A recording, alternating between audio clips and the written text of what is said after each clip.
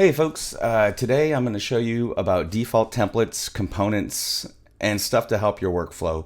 And what workflow is just how you operate to achieve your goals, in this case musical goals, and how we can shorten that time and just do things that will just take care of the boilerplate stuff that you need to do. So when you open up Live, usually there's just a default template, the audio, video tracks, two returns, and all that stuff. So usually what I do is, depending on the kind of song I'm going to make, I'm going to always have a drum rack. So boom, drum rack. My returns, I always like it just reverb and delay, simple, we'll just do it doesn't matter. And then a delay, just because I use those effects a lot. They're clean, they're nice, they're classic. You don't want to overuse them. Just like anything, they have their stuff, their proper uses. Yeah. And now on the master track, what do I usually have? I'll just do a glue compressor, and then usually after that, I have some EQ, and then always a limiter on the end of the chain.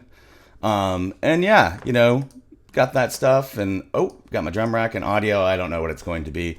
But just little stuff like this, can just take up time. Now, one thing that you can do, and this is going to take these things and turn them into components, or I guess Ableton likes the like effects racks that turn them into a rack.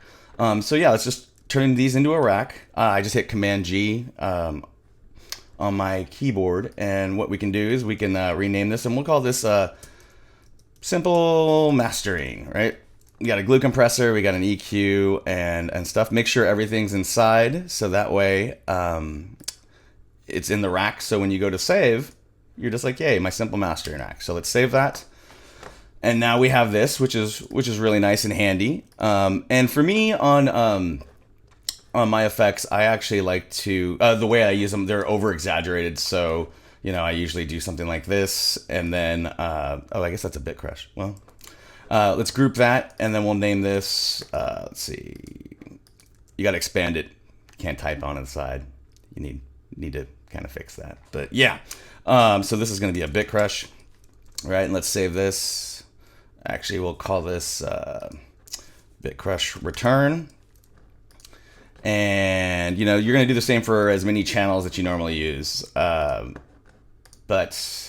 yeah, just doing this. It doesn't even matter right now. I wouldn't normally just pick random compressors, but right now it doesn't really matter. The idea is to show about creating these things. And, if you like to do this stuff every time you want to make a song, then go ahead. This is not saying one way is right or another.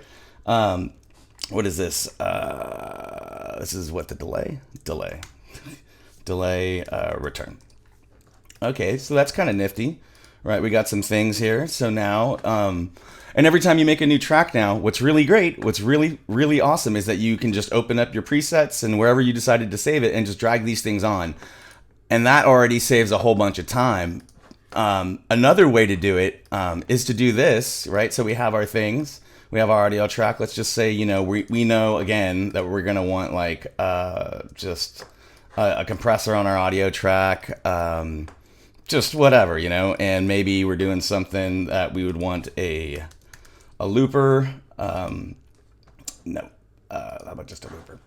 Like, something like that. If you're DJing or doing something with live looping, you can do this. And then what I would really encourage though, is if you go into preferences, and you go under to file, there's this option right here called save to current. So it's save current set as default, or save current set as default. And I would really encourage people to do this, however you want to set it up. But, imagine opening up your project and you already have your drum rack, your blank drum rack, your mastering, your master channel with your normal effects that you would use, the return channels that you like. It just saves a little bit of time, and really you're just able to jump in and get creative. Which is really awesome. And that's what you don't want to think about how you have to set up stuff. I think my cat is scratching a box. But yes, and then another thing.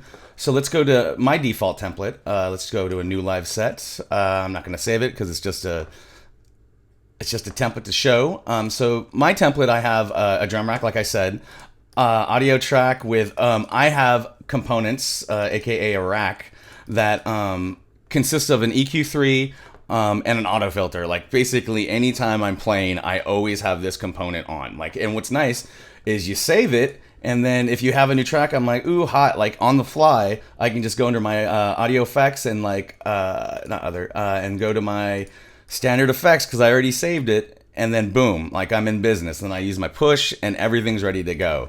So all of this kind of stuff, like saving, like I guess like racks, components racks, is really just to like get you going and take away the mind-numbing process of getting things set up. And what's also really nice too is with the idea of racks. See, I say components because you can also do one-shots, which is not really a rack, but whatever's. But like if I go to my user library, you know, I have. Let's close this. Let's go to my my one-shots. So let's go to video games. And you can just drag these in. And what's really nice with this is, you know, rise from your grave. If you're working on a track and say, you know, a lot of people hit like mental blocks or they just feel like it's not going anywhere, being able to swap stuff in is pretty nice, you know, like let's just drag in some like drum loops here and stuff, you know, and say you were working on a song and you just kind of want to hear something a little different, you know, you got this, yeah, and you got these, and then you're like, okay, maybe I'm not feeling that. Drag in something that you created. Drag in some bass lines. Drag in some synths. But really, really save your stuff as racks and components and everything like that, so you can drag them into your project. So that way, you know, instead of sitting down and being in like arrangement view, you know, which is kind of the standard view, just go to like clip view. And even if you're in standard view or arrangement view, you can still just drag clips in from there, but just have like an arsenal ready to go. Like, it's not really doing you any benefits sitting in a project all by itself, you know, like when you save it as like racks and components, you can just bring them in super easy, right? And then you're just off the ground and running. You could take a bass line from 4 months ago and work it with a new drum beat like that you made today. It's really, really like awesome. And I encourage people to do it. Yeah. And so I use this all the time. And, you know, again, racks, components, default template, set it up the way you like, get your return channels and stuff. And, you know, also like just again, save those components and you can drag them in. And if you do that before you actually go for your default template, it'll make it way easier because then you don't have to muddle around. You can just drag the things already and you can save more, you know, and maybe on one track you add in like, maybe you have like 6 return channels, but you have them all saved. It's time saved where you could be more creative. All right, guys, people. Thank you for watching. Like, subscribe, do all that stuff. Ring-a-ding-ding notifications. And I got to do this because I can't see my screen. But yeah, keep making music and be well. Have fun, folks.